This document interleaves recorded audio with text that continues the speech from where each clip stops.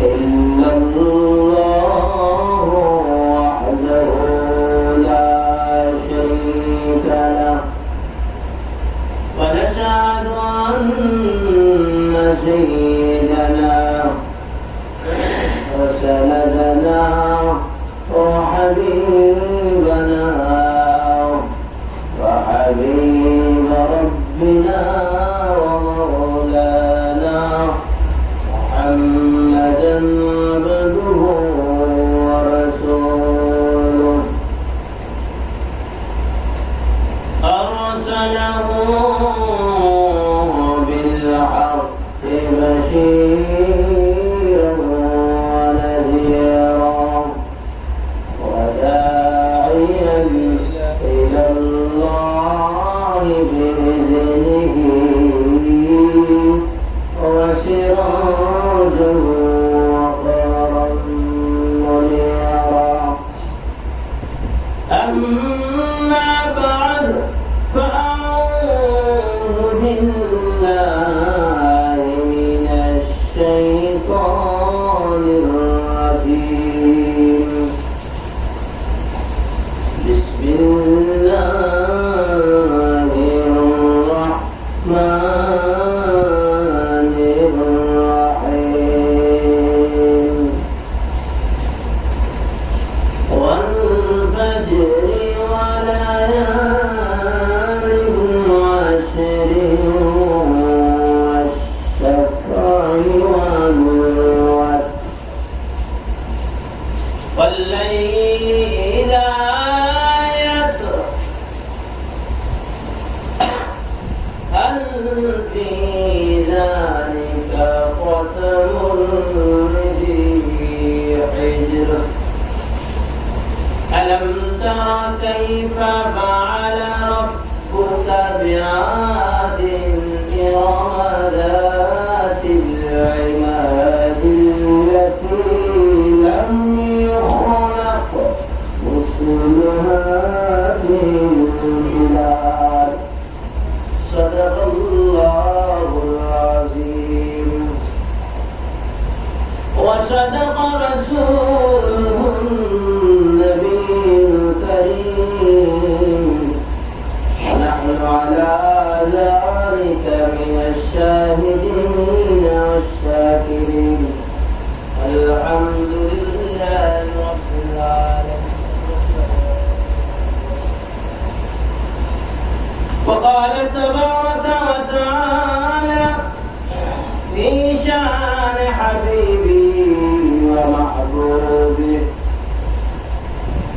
إن الله وملائكته يصلون على النبي يا أيها الذين آمنوا صلوا عليه وسلموا تسليما اللهم صل على سيدنا مولانا محمد وعلى آل سيدنا مولانا محمد اللهم صل على سيدنا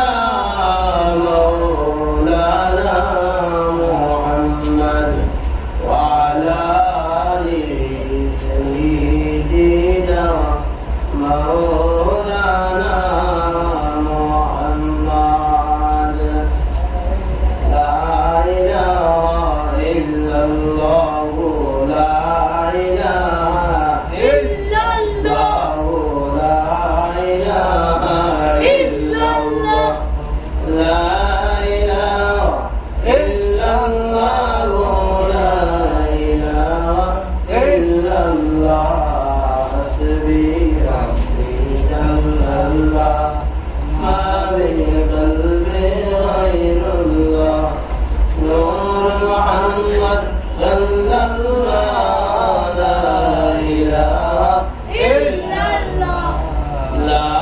ইলাহা ইল্লাল্লাহু লা ইলাহা ইল্লাল্লাহ লা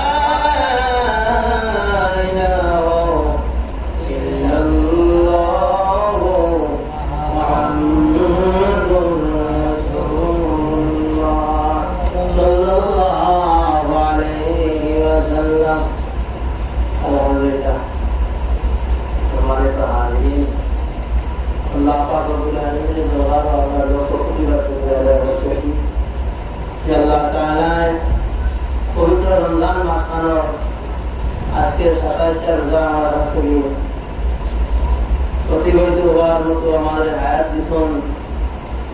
এই জন্য আমরা এবং জুমার নামাজের পক্ষে বসে পেরেছি। রমজান মুবারকের শেষ জুমা সব দিকে মিলে আজকে 27 রমজান অর্থাৎ শবে কদরের আজকে দিন গতকাল রাত সব দিকে আজকে এই দিনটা খুবই মোটামুটি সাপ্তাহিক একটি ঈদের দিন জুমা। আবার বছর ঘুরে একটি ঈদ আসে বড় ঈদ অর্থাৎ ঈদুল ফিতর, সেই ঈদটি একেবারে নিকটবর্তী 2 থেকে 3 দিন এবং রমজান মাস শেষ অন্যদিকে শবে কদর এর দিন এবং জুমার নামাজের নিকটবর্তী নামাজের অপেক্ষায় আমরা বসেছি। সব মিলে আমরা অন্তর থেকে একবার বলি আলহামদুলিল্লাহ। আল্লাহ তাআলা যে আমাদেরকে এতটুকু পর্যন্ত পৌঁছার তৌফিক দান করেছেন, আর আল্লাহ তাআলার শুকরিয়া আদায় করে কখনো বান্দা শেষ করতে পারবে না, শেষ করার মতো নয়। যার কারণে আল্লাহ তাআলা কোরআন কারীমের মধ্যে বলেই দিয়েছেন, বান্দা তুমি আমার নিয়ামতগুলো গুনে গুনে শেষ করতে পারবে। আল্লাহ রাব্বুল আলামিন বলেন, ওয়া ইন তা'উদ্দু নি'মাতাল্লাহি লা তুহসুহা। আমি যে সমস্ত নিয়ামতগুলো তোমাকে দিয়েছি বান্দা, তুমি যদি বলতে থাকো, বলতে বলতে তোমার হায়াত শেষ হয়ে যাবে, তবু আমার নিয়ামতগুলো তোমার গণনা করা শেষ হবে না। এত নিয়ামত আমি তোমাকে দিয়েছি। তোমাদেরকে দিয়েছি সূর্য, আকাশ, সূর্য, চন্দ্র, গ্রহ, নক্ষত্র এবং শীতল রাত্রের আকাশ দিয়েছি ঘুমানোর জন্য। রাত্রি দিয়েছি ঘুমানোর জন্য, এটা আমার নিয়ামত। আর দিনের আলো দিয়েছি তোমরা যেন কাজ কর্ম করো, কৃষি করো, চাষাবাদ করো, চাকরি নকরি করো, তোমার গরু ছাগল ভেড়া ঘোড়া চড়াও, মাঠের মধ্যে এই সমস্ত কাজকর্মের জন্য দিন দিয়েছি। সূর্যের আলো দিয়েছি বান্দা। হাদিসের মধ্যে রাসূল বলেন, আল্লাহ তাআলা মানুষদেরকে আল্লাহ তাআলা নিজ হাতে বানাইছেন। বান্দা তোমার আমি বানাইছি, তোমার হাত দিয়েছি, হাত যেন আমার হাতে ব্যবহার হয়, এটা আমার নিয়ামত। এই জন্য আমি আল্লাহ তোমাকে হাত দিয়েছি, চক্ষু দিয়েছি, তোমাকে জিহ্বা দিয়েছি, জবান দিয়েছি। যেই জবান, জিহ্বা, চক্ষু সম্পর্কে আল্লাহ তাআলা বলেন, আলাম নাজআল লাহু আইনাইন ওয়া লিসানান ওয়া শাফাতাইন। আমি কি তোমাকে দুইটা চক্ষু দেই নাই বান্দা? ওয়া লিসানান, এবং কি তোমাকে আমি জিহ্বাটা আমি দেই নাই? ওয়া শাফাতাইন, এবং কি তোমাকে দুইটা আমি ঠোঁট দেই নাই? যে ঠোঁট দ্বারা তুমি কথা বলবে, ঠোঁট নাড়াচাড়া করবে, জিহ্বা দ্বারা তুমি উচ্চারণ করবে, জিহ্বা দ্বারা আমি আল্লাহর দেওয়া নিয়ামতগুলো, যে সমস্ত খাবারগুলো আছে, খাবারের স্বাদ উপভোগ করবে। এই জিহ্বার মধ্যে তো স্বাদ টেস্টের উপকরণ রয়েছে। যেই বস্তুটাই আপনি জিহ্বার মধ্যে দেন না কেন, সব বস্তুর স্বাদ কিন্তু আলাদা করতে পারে। কিন্তু মেশিনের ক্ষেত্রে অনেক সময় স্বাদ আলাদা করতে গেলে এক একটি জিনিসের স্বাদের জন্য এক একটা মেশিনের প্রয়োজন হয়। ওদের জন্য একটা, মিষ্টির জন্য একটা, জালের জন্য আরেকটা, কোনটার রং কি রকম সেটার জন্য আর অনেক রকম মেশিনের প্রয়োজন হয়। কিন্তু সবগুলো দেখার জন্য, বোঝার জন্য আল্লাহ তাআলা পঞ্চ ইন্দ্রিয় মানুষদেরকে দিয়েছেন। যে পঞ্চ ইন্দ্রিয়ের মাধ্যমে মানুষ সময় নেয় না। ল্যাবরেটরিতে দেখবেন কমপক্ষে আধা ঘন্টা, 30 মিনিট, 1 ঘন্টার মতো সময় নেবে রক্ত পরীক্ষা করে ল্যাবরেটরি থেকে আপনাকে দেওয়া হবে, একটু অপেক্ষা করুন। কিন্তু মানুষের সেন্স, মানুষের মানুষের মেধা, মানুষের কম্পিউটার আল্লাহ তাআলা এত বৃদ্ধি করে দিয়েছেন, সেকেন্ডের মধ্যে মানুষ বুঝতে পারে কোনটা ভালো এবং কোনটা মন্দ। যেমন টেলিস্কোপ দ্বারা, ক্যামেরা দ্বারা পরীক্ষা নিরীক্ষা করে, যন্ত্র পরীক্ষা করে তার বেমার ধরা হয়। আর মানুষের চক্ষু এমন একটা জিনিস, চক্ষু দিয়ে তাকানোর সাথে সাথে কোনটা কালো, কোনটা সাদা, কোনটা হলুদ, কোনটা সবুজ, সব কিছুই সাথে সাথে মেমোরির মধ্যে ক্যাপচার হয়ে যায়, সে বুঝতে পারে। জিহ্বার মধ্যে যখন তখন বুঝতে পারে পুরোটা ডেকের খাবার লবণ লেগেছে কি না না লেগেছে, সেটা আর স্ক্যান করে আলাদাভাবে দেখতে পারে না। কিন্তু দেখবেন অনেক দেশ থেকে কন্টেনার যখন গাড়িগুলো দাঁড়ায়, যখন মানুষ বিদেশে যায় তখন ব্যাগ একবার স্ক্যান করা হয়, বডি আরেকবার স্ক্যান করা হয়। কন্টেনার সারাটা গাড়ি এত বড় মেশিন দ্বারা প্রায় 10 থেকে 15 মিনিট দিয়ে স্ক্যানার করা হয়, তারপরে বুঝতে হয় এর ভিতরে কি আছে কি না আছে। কিন্তু মানুষের জিহ্বা, মানুষের চক্ষু, মানুষের মগজ, মানুষের হাতের চামড়া, এটা লাগলেই বোঝে এটা গরম না ঠান্ডা। চামড়া দ্বারা বোঝা যায়, জিহ্বা দ্বারা স্বাদ বোঝা যায়, চক্ষুর দ্বারা দেখা যায়, আর কানের দ্বারা শোনা যায়। কিন্তু শুনতে গেলে পরে, রেকর্ড করতে গেলে পরে সফটওয়্যারের ভিতরে যেতে হয়, তারপরে রেকর্ডিং করতে হয়, অনেক কাজ করতে হয়। কিন্তু মানুষের কান সবসময় রেকর্ডের মধ্যে শুনতে আসে, মাইক্রোফোন সবসময় অন আছে। মানুষের মুখ খুলে দেওয়া হয়েছে, যে কোনো সময় বান্দা তুমি বলতে পারবে, তবে তোমার জবান দিয়ে কন্ট্রোল দেবো। বলা হয়েছে ওয়াল্লাযীনা হুম আনিল লাগwi মুরিদুন, বান্দারা তোমরা কারণ মুখ আমি দিয়েছি ঠিকই, কিন্তু মুখ দিয়ে শুধু অযথার কথা বলবে, গুনাহের কথা বলবে, গালাগালি করবে, মিথ্যার কথা বলবে, তুমি অসৎ দিকে মানুষদেরকে ধাবিত করবে। এজন্য তো আমি মুখ দিই নাই। এই জন্য তোমরা অসৎ থেকে বেঁচে থাকো এবং অনর্থক কথাবার্তা থেকে তোমরা মুখকে নিয়ন্ত্রণ করো। আউলান সাদিদা, অন্য আয়াতের মধ্যে বলা হয়েছে তোমরা সদা সত্য কথা বলার জন্য বলা হয়েছে। এই জন্য আল্লাহ তাআলা দায়ী দিয়েছেন এই জিনিসগুলোর নাম উল্লেখ করে দিয়েছেন, কি জন্য আমি সৃষ্টি করে দিই। আমাদেরকে যে বানাইছেন, আমাদের মুআফিক নারীদেরকে বানাইছেন, এই কথাগুলো আল্লাহ তাআলা বলেছেন আমি জোড়া জোড়া করে মানুষদেরকে সৃষ্টি করে দিই। কোন দিক থেকে শুরু করবো, যদি করে নামাজ তফসির শুরু করি, তাহলে এই কথাগুলো ধারাবাহিকভাবে আসবে। আল্লাহ তাআলা কেন আমাদেরকে সৃষ্টি করেছেন, মানুষদেরকে সৃষ্টি করেছেন, কিভাবে কত সুন্দর করে সৃষ্টি করেছেন, সূরা নাহার তাফসীরের মধ্যে সেগুলো পাওয়া যায়। সেগুলো ওদিকে গেলাম না। আসুন আমি আপনাদের সামনে সূরাতুল ফজর এর কিছু আয়াত তেলাওয়াত করেছি, যে আয়াতের আলোচনাগুলো বর্তমান সময়ের সাথে সামঞ্জস্য। আল্লাহ রাব্বুল আলামিন বলেন ওয়াল ফজর, ফজরের শপথ, ফজরের সময়ের সুবহের সাদিকের সময়ের শপথ, ফজরের ওয়াক্তের শপথ। ফজর মানে ফজর, ওয়াল মানে কসম, মানে শপথ। আমি আল্লাহ তাআলা ফজরের ওয়াক্তের কসম করতেছি, ওয়ালায়ালিন আশর, এবং ওই 10 দিনের শপথ করতেছি। আশর মানে 10, লায়াল, লাইল মানে রাত, ওয়াল মানে কসম বা শপথ, ওয়ালায়ালিন আশর, আমি 10 দিনের শপথ করতেছি। কোন 10 দিন? তফসীরের ভিতরে আল্লাহ বলে রাখছেন ওর এতে কাপড় 10 দিন। আল্লাহ তাআলা বলেন রমজানের এই শেষ দশক আছে, ওই দশকের আমি শপথ করতেছি। এবং মুফাসসিরিনে কেরাম আরো 10 দিনের কথা বলেছেন, অর্থাৎ আইয়ামে আশুরার দিন, আশুরার আগে এবং পরে আরাফার যে দিনগুলো আছে, এই আগের পরে যে দিনগুলো আছে, এখান থেকে নিয়ে 10 দিন ধারাবাহিক ওই দিনের কথা নিয়ে মুফাসসিরিনে কেরাম এই দিনগুলোকেও বলা হয়েছে। কিন্তু বিশেষ করে রমজানের শেষ দশককে বেশি প্রাধান্য দেওয়া হয়েছে। আল্লাহ তাআলা বলেন আমি কসম করতেছি ওই দিনগুলা, যে দিনগুলা হলো বেজুর দিনগুলা আমি শপথ করতেছি। এই আয়াত দ্বারা আরো বেশি এটাকে গ্রহণযোগ্যতা দেয় যে আসলেই ওই দিনগুলা সবে কদর সহ যে বেজুর দিনগুলা আছে, অর্থাৎ শেষ দশকে, রমজানের শেষ দশকের দিনগুলা। কারণ রমজানের শেষ দশকের বেজুর দিনগুলার দিকে খুবই খেয়াল রাখার জন্য বলা হয়েছে। তাআল্লাহু লাইলাতুল কদর, আল্লাহ রাসূল একটি হাদিসের মধ্যে বলেন তোমরা সবে কদরের শেষ 10 দিন, রমজানের শেষ 10 দিন তোমরা সবে কদরকে তালাশ করো।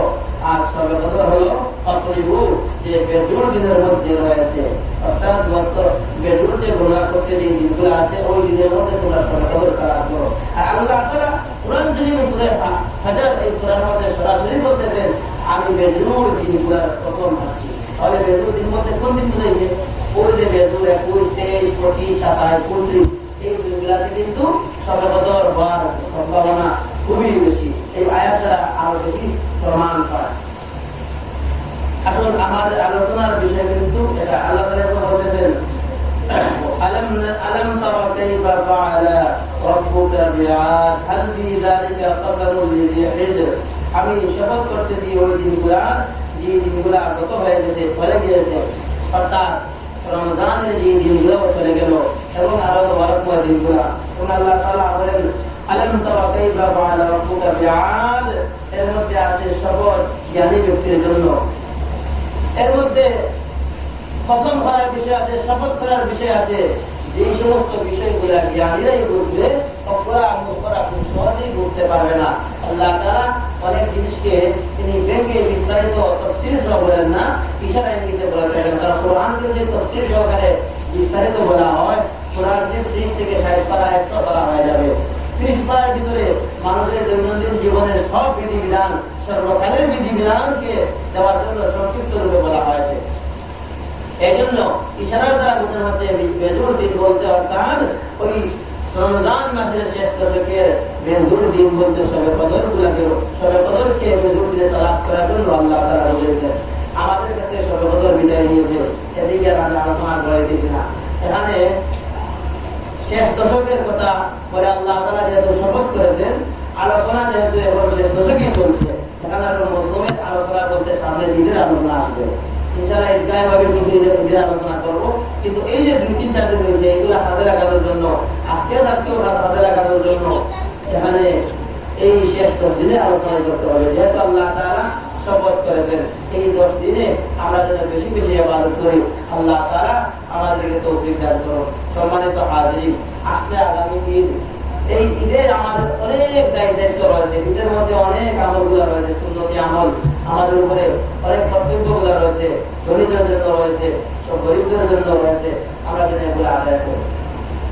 কি আদায় করব? ঈদের দিনে ঈদগাহে যাওয়া পর্যন্ত এবং বাড়িতে ফেরা পর্যন্ত 15টা সময় কথা। যদি সবগুলো মনে হয় ইনশাআল্লাহ বলে দিব। 15টা একটু আগে বলে দিলাম। ঈদের দিনে 15টা সুন্নত প্রথমত হলো যখনই আমরা শাওয়ালের চাঁদ দেখব, অর্থাৎ রমজানুল মুবারকের আসরের পর থেকে এশার নামাজ পর্যন্ত চাঁদ দেখার ঘোষণা বা সরাসরি দেখা যায় এমন সময় যখনই আমরা চাঁদ দেখে ফেলব, তখনই আমরা একটি তাকবীর বলবো, আল্লাহু আকবার, আল্লাহু আকবার, লা ইলাহা ইল্লাল্লাহ, আল্লাহু আকবার, আল্লাহু আকবার, লিল্লাহিল হামদ। এই তাকবীরটা আমরা সব সময় রাস্তাঘাটে বাড়িতে বসে শুয়ে সব অবস্থায় আমরা তাকবীরটা পড়বো। এমনকি তাকবীরটা পড়বো আমরা ঈদগাহ পর্যন্ত। কিন্তু এখানে মাসআলার মধ্যে বলা হয়েছে ঈদগাহে যখন যাবেন তখন পড়বেন ঠিকই, যখন ইমাম সাহেব ঈদগাহে উপস্থিত হয়ে যাবেন তখন আর পড়তে পারবেন না। কিন্তু আমরা তখন বেশি বলবো, অর্থাৎ ইমাম সাহেব যখন পড়বে তখন পড়বে। ইমাম সাহেব খুতবা না দেওয়া বলবেন না, তখন তার লোকে হোক। আর যখন খুতবা তাই পড়ে না তখন তোমরা পড়ে না, কারণ ডিস্টার্ব হইব। কথাগুলো ধরেন না, যখন ওয়াজও কথা বলতে না, ওয়াজ একটা খুতবা। আমরা একটা বাংলা ওয়াজ করি, যেন খুতবা পাওয়া যায়, তবে আরবিতে ওয়াজ করতে পারলে এটা না খুতবা। আরব দেশে কিন্তু এটা ওয়াজ হয় না, সরাসরি খুতবা লম্বা হয়ে গিয়ে সব হয়ে যাবে আরবিতে। তো খুতবার নাম আসলে ওয়াজ। এই ওয়াজের মধ্যে মাত্র অসুবিধা না, তবে ডিস্টার্ব হয়ে যায় বলো। কিন্তু ঈদগাহের মধ্যে গিয়া কইলা তাকবীর হইতায়, তো ইমাম সাহেব যে মুহূর্তে আইবা তখন তোমরা তাকবীর হওয়া বন্ধ হয়ে যাও। অর্থাৎ ইমাম সাহেব যখন কইবা তখন তোমরা গরমে তাকবীর হইবা। সুবহানাল্লাহ আছে। এই তাকবীর বলার সময় হলো ঈদের নামাজ পড়া পর্যন্ত। এই তাকবীরটা শিখ পড়বে, তবে ঈদুল ফিতরের সময় কিন্তু আসতে পড়বে। আর ঈদুল আযহার সময়, কুরবানির সময় বুলন্দ সুরে ঝুলে ঝুলে পড়বে। বিশেষ করে কুরবানি দেওয়ার সময় বেশি জোরে জোরে পড়বে। এই তাকবীরটা একই তাকবীর দিয়ে পড়বে। এবং ঈদগাহে ইমাম সাহেবের জন্য 2 নম্বর হলো ইমাম সাহেব যেন ঈদগাহে একটু দেরিতে যান। ঈদগাহে সবাই যেন উপস্থিত হয়, নামাজের আগে আগে সবাই যেন কোলাকুলি করে একটা সুন্নত ছিল। ঈদগাহে যাওয়ার আগ পর্যন্ত তারা যেন কোলাকুলি করে মুসাহাবা করে মুআনাকা করে একজন আরেকজনের সাথে শুভেচ্ছা বিনিময় করে। এটা হচ্ছে ঈদের দিনের একটা সুন্নত। ইমাম সাহেব এই সুযোগ দেওয়ার জন্য ইমাম সাহেব যেন কম বয়ান করে এত করে যায়, কারণ বয়ান শুরু হয়ে গিয়ে খুতবা হয়ে গিয়ে করতো খুতবার সময় মেসায় বয়ান করবো অশৃঙ্খল করেন মুখিয়া করেন, এটা কিন্তু অসুন্দর জিনিস, এটা ঠিক না। এটা নামাজের আগে ব্যস্ত করতে হয়। চারটা সুন্নত। পঞ্চম নম্বর সুন্নত হলো ঈদের ঈদগাহে যাওয়ার সময় এক রাস্তা দিয়ে যাবেন আর আরেকটা রাস্তা দিয়ে আসবেন। যদি একটি রাস্তা হয় তাহলে ওই রাস্তা দিয়ে আসবেন, অসুবিধা না। দুই রাস্তা দিয়ে যাওয়ার মানে হলো ঈদের ঈদগাহে যাওয়ার বেলায় আমি যতজনকে এই রাস্তায় যাইব সালাম করবো, আর আবার যখন অন্য রাস্তা দিয়ে আসবো আরো নতুন মানুষ হইব তাদেরকেও সালাম করবো, শুভেচ্ছা বিনিময় করবো, ভালো মন্দ জিজ্ঞাসা করবো। এই জন্য দুইটা তিনটা চারটা দুই রাস্তা দিয়ে আসার জন্য বলা হয়েছে। ষষ্ঠ নম্বর 6 নম্বর সুন্নত হলো ঈদগাহে যখন যাব ঈদের নামাজ আদায় করার জন্য তখন যেন আমরা সুগন্ধি ব্যবহার করি, অর্থাৎ আতর ব্যবহার করি। আল্লাহ রাসূল আতরকে বড় পছন্দ করতেন, আতর ব্যবহার করার জন্য বলা হয়েছে। আল্লাহ রাসূলের পছন্দের বস্তু তিনটা, অথবা চারটা বলা হয়েছে। সুগন্ধি ব্যবহার করা, ফুল, সুগন্ধি ফুল এবং আতর সম্পর্কে বোঝানো হয়েছে ফুলকে পছন্দ করতেন। এবং আল্লাহ রাসূল শিশু সন্তানদেরকে তিনি মহব্বত করতেন। তিন নম্বর আল্লাহ রাসূলের পছন্দের কালার হলো সবুজ কালার। সবুজ কালার আল্লাহ রাসূল পছন্দ করতেন। চতুর্থ হলো আল্লাহ রাসূল নারীদেরকে মহব্বত করতেন, মায়ের জাতিদেরকে স্ত্রীদেরকে মহব্বত করতেন, মা বোনদেরকে বেশি মহব্বত করতেন, তাদেরকে বেশি প্রাধান্য দিতেন। এইভাবে চারটা তিনটা চারটা অনেক কিছু আছে, এগুলো বেশি আল্লাহ রাসূলের পছন্দের জিনিস তিনটা বলা হয়, প্রথমে চারটা বলা হয়। আল্লাহ রাসূলের পছন্দের মধ্যে একটা আমরা কি পাইলাম? সুগন্ধি ব্যবহার করা। এজন্য ঈদগাহে যাওয়ার সময় সুগন্ধি ব্যবহার করবেন। এটা তো বলে সাল্লাল্লাহু আলা মুহাম্মাদ সাল্লাল্লাহু আলাইহি ওয়াসাল্লাম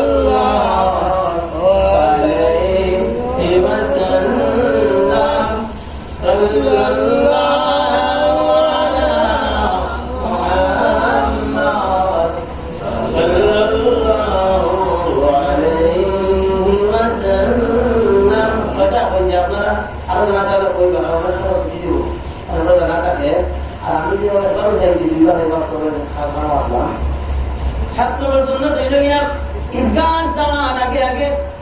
আপনি ঈদুল ফিতরের ফিতরাটা আদায় করলাম।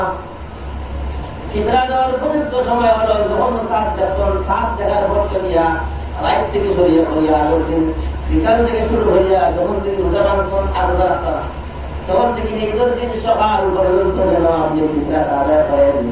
নামাজের পরে না, নামাজের আগে দেখতাম, নামাজের আগে দেখা আমাদের কথা বলছি। 7 নম্বর সুন্নত। 8 নম্বর সুন্নত হলো তোমার জামাগুলোর মধ্যে থেকে কাপড়ের মধ্যে থেকে সবচেয়ে সুন্দর যে কাপড়, এই কাপড়টা তুমি পরিধান করো। আমার গরিব হাতে কাপড় দিতে পারে না, এখন ইলাকাতে হয়ে যায় না, কাপড় দিয়া শীতে যাওয়া লাগবে আসলাম। তোমার যে কাপড় আছে এর সব থেকে সুন্দর কাপড় যেটা ওটা লাগাইয়া তুমি যাও। কাপড় তো কিনা লাগে না, আমার ঘরটা বুঝে যায় তোমার তো নেয় সব নেয় না।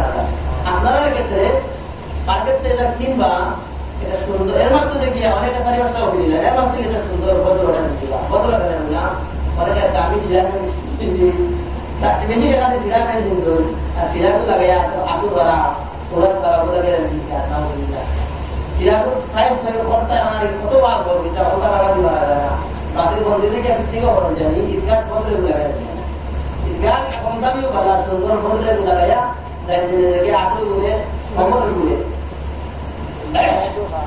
সুন্দর পোশাক লাগাইয়া যাইবা। 8 নম্বর সুন্নত। 9 নম্বর সুন্নত হলো ঈদগাহে ঈদের দিনে সকালে যাওয়ার আগে কিছু খাইয়া দেওয়া, কিছু নাস্তা করে ঈদগাহে যাইতে হয় ঈদুল ফিতরের সময়। আর ঈদুল আজহার সুন্নত হলো ঈদুল আজহার সুন্নত হলো যে সকালে কিছু না খাইতে পারলে মারা প্রথমে কোরবানিটা দিয়ে কোরবানির গুস্ত সর্বপ্রথম খাওয়াটা করলো, অথচ কাটতে পারে না, জোর পাওয়াটা জোর হয়ে যায়। আর ঈদুল যত সকালে নাস্তা করবা অথবা সকালে আপনি নাস্তা করবা 10 নম্বর 11 নম্বর হলো মিষ্টান্ন কিছু খাওয়া, মিষ্টি জাতীয় খাওয়া। 12টার মধ্যে তো মনে হলে সব স্মরণে দিতে এই বিষয়গুলো আমরা যেন করি। ঈদগাহে আমরা বিশেষ করিয়া ঈদের ফিতরাটা আমরা আদায় করবো। একটা ভুল সংশোধন করতেছি, কারণ অনেক সংস্থা থেকে অনেক চিঠিগুলো আসে। আমি নতুন মায় একটা বিরতি করেছিলাম, এটা আছে ন্যাশনাল ইসলামিক সেন্টার হাটহাজারি একটা, এটা অনেক আগে পেপার আইছি, যদি সরকারকে যুক্ত করে এটা বাতিল হয়েছে। এটা মানে 75 চেয়ার আইছি কিন্তু ইসলামিক ফাউন্ডেশন থেকে গত 11 মার্চ নগরম মৌলানা মুফতি আব্দুল মালিক সাহেব দামাত বরকাত মালিয়া সহ ইসলামিক ফাউন্ডেশনের সব মুরব্বিগণ বসিয়া সম্মতিক্রমে ধার্য করেছেন এই বছরের বিষয় 110 টাকা। এই বছর সর্বনিম্ন হিসাব হতো 110 টাকা আর সর্বোচ্চ 2805 টাকা, সর্বোচ্চ 2805 টাকা। এর মাধ্যম থেকে যত বালা আপনার ইচ্ছা না করার সর্বোচ্চ 2805 টাকা, প্রায় 3000 টাকা আছে। আর সর্বনিম্ন 110 টাকা। এখানে কইলাম আপনারা রিজার্ভ করবা 1 কেজি 650 গ্রাম, 1 কেজি 650 গ্রাম আটা এবং গোবর করতে হবে। আপনার আপনি আর কম দিতে পারবে, ওই 75 বা 80 90 100 বা 150 হয়ে যায়। আপনার যদি পানি রাখা হয় এলাকা যদি এই জিনিসটার দাম 150 টাকা বা 200 টাকা হয়ে যায়, তাহলে ওটা আমরা দিতে পারবো। কিন্তু বাংলাদেশের পিঠা কোনো মনোরম বা এমন কোনো মরুভূমির এলাকা নাই যেখানে দাম বেশি, আলাদা দাম বেশি, এটা কোনো এলাকা নাই। সব জায়গায় মোটামুটি সমান আছে, যার কারণে কমই বেশি হিসাব করিয়া 110 টাকা ধার্য করবো। আর অনেক এলাকা কিন্তু আসলে 75 থেকে 80 টাকা বিক্রি হয়ে যায়। যেখানে যদি গোবরটার মতো 41 টাকা কিন্তু আটা গোবর, তাহলে 2 কেজি দাম 90 টাকা, 1.5 কেজি দেওয়া হবে। 1 কেজি 650 গ্রাম তো 75 টাকা কিন্তু হয় বা 80 টাকা মতো, 110 টাকা। এটা সব জায়গায় হিসাব করেছিলেন মৌলভীবাজার, সুনামগঞ্জ, হবিগঞ্জ, কুমিল্লা, সব সারা দেশের সব স্থানের দাম দর বুঝিয়া বাংলাদেশ গভর্নমেন্ট থেকে ইসলামী ফাউন্ডেশন থেকে ধার্য করা হয়েছে 110 টাকা। কিন্তু আপনি যদি যে এটা না দিয়ে সরাসরি পণ্যটা দেন, আল্লাহ রসুলে কিন্তু সরাসরি চেহারা দিতে না। আল্লাহ রসুলের এই ভিতরে জিতরা দিতা, আবিওনা দিতা, সরাসরি পণ্য, অর্থাৎ গম দিতা, চাকু দিতা, আটা দিতা, তাদের শেষে ফজলটা আছে খেজুর দিতা। আল্লাহ রসুলে খেজুর দিয়ে বেশিরভাগ দাম হতাম, বেশিরভাগ খেজুর দিয়ে মিত্রা দিতা। আর দুনিয়া বলে উসমান রাদিয়াল্লাহু তাআলা নবী সাহায্য করলা, আর পনির দিতা, কিসমিস দিতা, আখরোট দিতা, জৈতুনের কথা দাম দিতা, ভালো ভালো জিনিসের দাম দিতা। কারণ যা দিলা কোন আপনারা দিতে পারবা। আর দিয়ে দিলাম আমারও 110 টাকা সর্বনিম্ন, 2805 টাকা সর্বোচ্চ। ঈদের দিন সকালে মিষ্টান্ন খাওয়ার বস্তু আল্লাহর এটা রসুল থেকে হাদিস থেকে বলা, আল্লাহ রসুলের মিষ্টি খাইতে বলতে খেজুর এটা। ঈদের দিন সকালে খেজুর খাওয়ার মাধ্যমে আল্লাহ রসুলের গুনাহটা মানতা ঈদের দিনের প্রথম খাবার খাইতা, নাস্তা শুরু করতাম মিষ্টি খাবার দিয়া। মিষ্টি খাবার দিয়ে শুরু করবা, মিষ্টি মুখ করার পরে আপনি অন্যান্য খাবারগুলো খাইয়া নাস্তা করিয়া ইচ্ছা রইবা। এই সুন্নতুল্লাহ আল্লাহ তাআলা আমাদের আদায় করা। আর আছে 12 নম্বর সুন্নত ঈদের দিন গোসল করা। ঈদের দিন সকালে গোসল করা সুন্নত, মিসওয়াক ব্যবহার করা সুন্নত 13 নম্বর, এবং গোসলের সাথে সাথে মিসওয়াক ব্যবহার করা কি সুন্নত। 14 দুইটা রয়েছে, আল্লাহ নাম করেন আমরা কত সাল্লাল্লাহু আলা মুহাম্মাদ সাল্লাল্লাহু আলাইহি ওয়াসাল্লাম।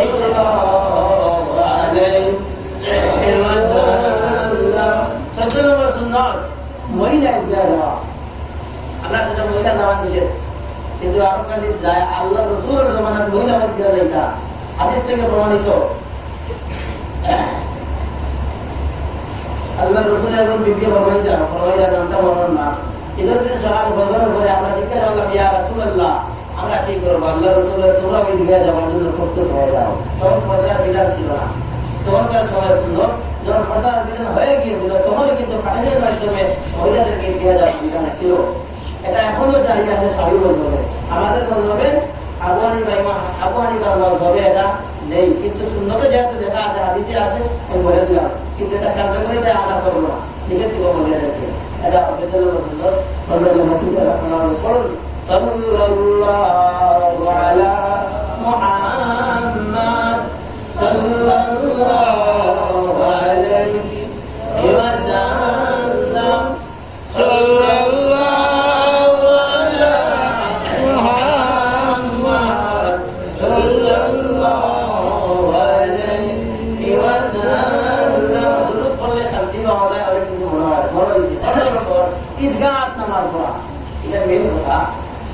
ঈদের নামাজ মসজিদ হয়, অসুবিধা হইল হইব, যদি কোনো অনুরোধ থাকে ঈদগাহ যাইতে মসজিদ হইব, বৃষ্টির কারণে অথবা পানির কারণে কত দরকারি কারণে মসজিদ হইতে হইব, কিন্তু সুন্দর করে ঈদগাহ করা না, ঈদগাহে নামাজ পড়া সরল নাম্বার চলে গেছে।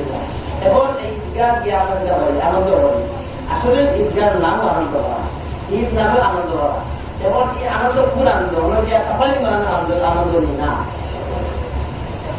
হাদিসের মধ্যে বলা হয়েছে লিসাইমি ফারহাতান ওয়া ফারহাতুন ইনদা লিকাই রাব্বিহি, রোজাদারের জন্য দুইটা ফজিলত তোমরা সংক্ষিপ্ত করে বলে দিলাম।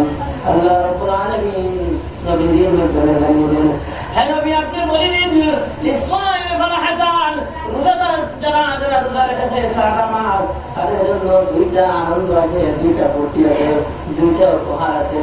এই দুইটা আনন্দ, এই দুইটা আনন্দ একটা হলো প্রতিদিন ইফতারের সময় যখন বান্দা ইফতার করে ইফতার সামনে নিয়ে বসে তখন তার মধ্যে একটা আনন্দ সৃষ্টি হয়।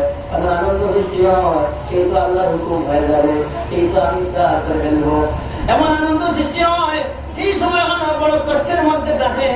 কষ্ট কি বলা হয়েছে বিজ্ঞানের শক্তিতে বলা হয় আসরের পর থেকে নিয়ে সন্ধ্যা পর্যন্ত ইফতারের পূর্ব মুহূর্ত পর্যন্ত মানুষের মুখের মধ্যে টক্সিন জাতীয় ধরনের জিনিস পয়দা হয়, দুর্গন্ধ পয়দা হয়।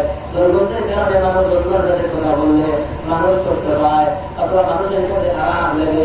কিন্তু আল্লাহ রাব্বুল আলামিন বলেন আমি বলছি ওই যে মুখের মধ্যে টক্সিন জাতীয় ধরনের গ্যাস পয়দা হয়, পেটের মধ্যে গোলা বা মুখের মধ্যে গোলার মধ্যে কথা ওটা বসে যায়, মুখটা আমটা করে মুখের মধ্যে একটা দুর্গন্ধ করে। এই গ্যাসটা আল্লাহ রাব্বুল আলামিনের কাছে এত খুশবু, এত ভালো পছন্দের মিষ্টি আম্বরে হয়ে যায়। আমি আল্লাহ তাআলা এর বদৌলতে তার জন্য সুগ্রাণওয়ালা ফুলের বাগানওয়ালা জান্নাত তৈরি করে দেয়। এই সময়টা ইফতারের পূর্ব মুহূর্ত, আর ওই সময়টা অর্থাৎ ইফতারের সময়টা যখন ইফতার শুরু করে রোজাদারের জন্য ওই সময়টা হলো আনন্দের একটা বিশেষ মুহূর্ত। রোজাদারের জন্য দুইটা আনন্দের, একটা আনন্দ হলো প্রতিদিন ইফতারের সময়, আরেকটা আনন্দ হলো ফিতরের সময়। ইফতার ফিতর একই কথা, নামটার মধ্যে একটু ডিফারেন্স। ইফতার একটা খুশি, প্রতিদিন রোজা রাখার পরে আবার ফিতর মানে ফিতর মানে ঈদুল ফিতর আরেকটা খুশি। অর্থাৎ ঈদগাহে যখন রোজাদার নিষ্ঠা রোজা রাখার পরে পুরো মাসের 1 চাঁদ থেকে নিয়ে রমজানের 4 থেকে নিয়ে শাওয়ালের 4 পর্যন্ত এই রোজাগুলো একসাথে বললাম, কারণ 29 হতে পারে, 30 হতে পারে, 30 বললে হবে না, 4 থেকে আরেক 4 পর্যন্ত এই রোজা রেখেছে। ওই রমজানের পুরোপুরি রোজাটা রাখার পরে যখন ঈদগাহে যায়, আর যখন রোজাদার ঈদগাহে গিয়ে বসে তখন দেখবেন আপনারা যারা এই পুরোপুরি রোজা রাখেন নিজের দিকে একটু কল্পনা করেন কেমন লাগে। যখন আপনি ভালো কাপড় পরিধান করলেন, যখন আপনি সুগন্ধি ব্যবহার করে, আর যখন রোজা পুরোপুরি রাখে আপনি হাতের মধ্যে শরীরের মধ্যে করবেন, তখন দিনের মধ্যে একটা প্রশান্তি লাগে, ভালো লাগে, আনন্দ লাগে, খুশি লাগে। এই খুশিটা সম্পর্কে আল্লাহ তাআলা বলেন বলেন এই রোজাদারের জন্য দুইটা খুশির মধ্যে আরেকটা খুশি হলো রোজাদারের জন্য ঈদগাহে গিয়ে যখন নামাজ পড়ে, এটা হলো বিশেষ আনন্দের একটা মুহূর্ত। তবে এটা কি আনন্দের মুহূর্ত, একটা মুহূর্ত ইফতারের সময় আর একটা মুহূর্ত হলো ঈদগাহে যাওয়ার সময়। তবে এই আনন্দটা হলো রোজাদারের জন্য, যে রোজাদারের জন্য আনন্দ নয়। যে রোজা রাখে নাই সেও কিন্তু আপনার থেকে হয়তো আরো ভালো দামি কাপড় পরিধান করবে, সব সুন্দর করে আদায় করবে, সুগন্ধি ব্যবহার করবে, ভালো কাপড় পরিধান করবে, ভালো করে মোকাবিলা করবে, সবার সাথে সাক্ষাৎ করবে, ইমাম সাহেবকে মুখে জড়িয়ে মহব্বতে উৎফুল্ল করবেন। বোঝা যাচ্ছে সেই সবচেয়ে বড় আনন্দার, সবার সাথে ভালো সম্পর্ক করবে। দেখা যাচ্ছে সব সুন্দরগুলো আদায় করবে, কিন্তু ভিতরে যেন চুরপুরি খেলে, ভিতরে দেশে নিজের দিকে নিজে শান্তি হয় না। হায় রায় সবাই তো ফুর্তি করে, আমিও ফুর্তি করতেছি, কিন্তু আমার অন্তরে কেন শান্তি লাগে না? কারণ আমি 2টা 4টা 5টা আমি রোজা ভেঙে ফেলেছি। এই রোজা তো এই ঈদ তো রোজাদারের জন্য, ঈদ তো আমার জন্য নয়। ঈদটা আসলে রোজাদারের জন্য, ঈদ আমার জন্য নয়। আমার জন্য ঈদ হলো কাপড় দিয়ে, আমার জন্য ঈদ হলো সুগন্ধি দিয়ে, খাবার দিয়ে।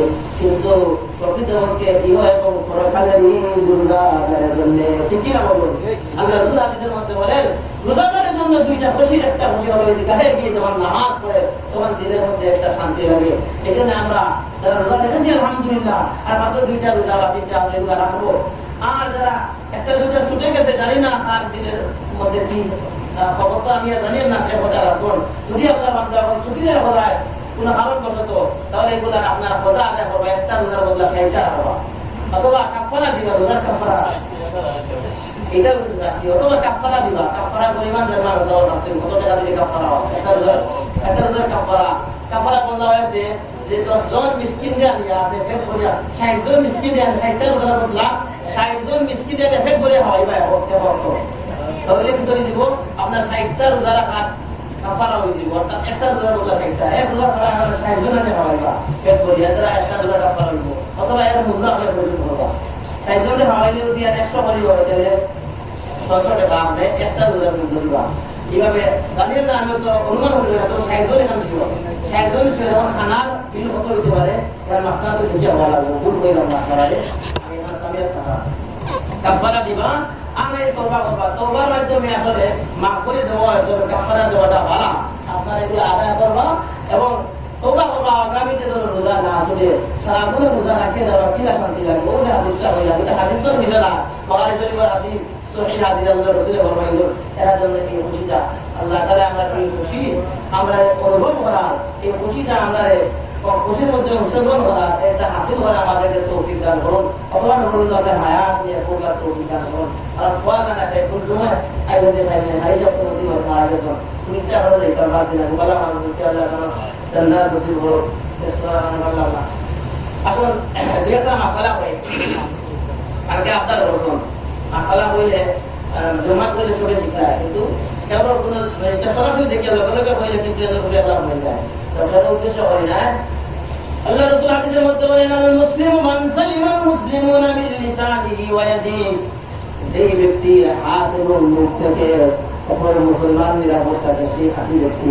আর যার হাত এবং মুখ থেকে অন্য মুসলমান কষ্ট পায়, এই হাত এবং মুখ দিয়া কষ্ট দেওয়াটা হারাম। হাত থেকে মারলে এটা কষ্ট দিলে কষ্ট পাওয়ার খুশি না হো হারাম হইব, আর মুখ দিয়ে গালি গালাজ করে কষ্ট দিলে এটা হারাম হইব। মানে এটা অনেক থেকে আপনারা এটা ইশারা করতে হবে। আমি ইশারা করলাম নমাজের মধ্যে দেওয়া হারাম না, ওদের মধ্যে অনেক দুর্গন্ধ থাকে, আমার কাছে করতে ভালো না। আপনারা কাতারের মধ্যে অনেক ওদের মধ্যে দুর্গন্ধ থাকে, আপনারা নিজে থেকে নিজে বুঝলেন জানি। আর আপনার দুর্গন্ধ দ্বারা যদি অন্য কষ্ট পায় তাহলে হারাম গুনার অংশীদারিত্ব। কারণ পেঁয়াজ খাইয়া মদ খাইয়া আপনি এই সমস্ত খারাপ গন্ধ জাতীয় গুলো খাইয়া নামাজ ইচ্ছা না তারপর বলছিলাম। কারণ নামাজ পড়িলে তোমরা মদ্যপান করিয়া তোমরা খারাপ দুর্গন্ধ নিয়ে নামাজ যখন মদর দিকে যদি নিষেধ করাই অবশ্যই মদের মধ্যে দুর্গন্ধ আছে। কারণ মদ দিয়ে যদি দুর্গন্ধ বোঝানো হয়েছে, মাত্র কষ্টই বোঝানো হয়েছে, তাহলে পেঁয়াজ খাইয়াও আপনাদের আইটা না, পেঁয়াজ থেকে দুর্গন্ধ থাকে, অর্থাৎ দুর্গন্ধ সিগারেটের গন্ধ থাকে। সারা দিনে আপনি সিগারেট খাইলে খুবই সব করে আসা যে কোনো দুর্গন্ধ হোক, অথবা আপনার পরিবারের সমস্যা যদি হয়ে থাকে, আপনি নিরাপদে পিছনে নামাজ পড়েন, অন্যকে কষ্ট দিবেন না। মুখ না করে জবান দ্বারা মনে মনে আপনি উচ্চারণ করতে হয়, অন্য কষ্ট যেহেতু না যাতে না হয়। কারণ নামাজের মধ্যে মুখ দ্বারাই আস্তে আস্তে ঘোরা মনে মনে ঘোরার দরকার। কিন্তু যদি আপনার মুখ করলে দুর্গন্ধ হয় তাহলে মুখ না খুলেটাই উত্তম। এই জন্য আমরা অন্যের কষ্ট দিব না। দ্বিতীয়ত নামাজের মধ্যে যদি ওযু ছুটে যায়, ইমামের ক্ষেত্রে যে মাসআলা সেই মাসআলা আপনার ক্ষেত্রে তবে একটু ভিন্ন। যদি ইমাম সাহেবের ওযু ছুটে যায় এমন অবস্থায় ওই জায়গা থেকে যদি সিজদায় ওযু ছুটে যায়, সিজদা থেকে উঠে চলে যাবেন। আর রুকুর মধ্যে যদি ছুটে যায় রুকু থেকে উঠে চলে যাবেন।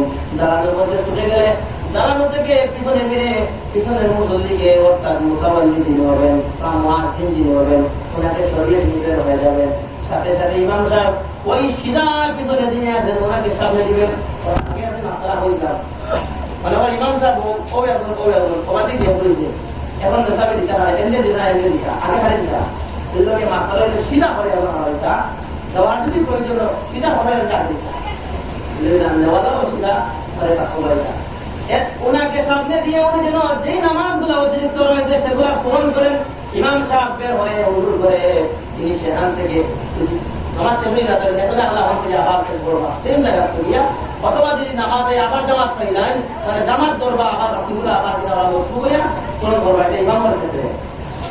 সেই মুসল্লির ক্ষেত্রে ওভাবে যদি দেন আবার জামাত পাইলেন উজু করে আইয়া সেই অবস্থায় উজু করে সাথে সাথে ও জায়গা থেকে উঠিয়ে দেয় রাখি দেন ইয়া উজু করে আবার ও তাহলে আবার টান বইয়া শুরু করবা। যদি জামাত শেষ হয়ে যায় অন্তত শুরু করবা।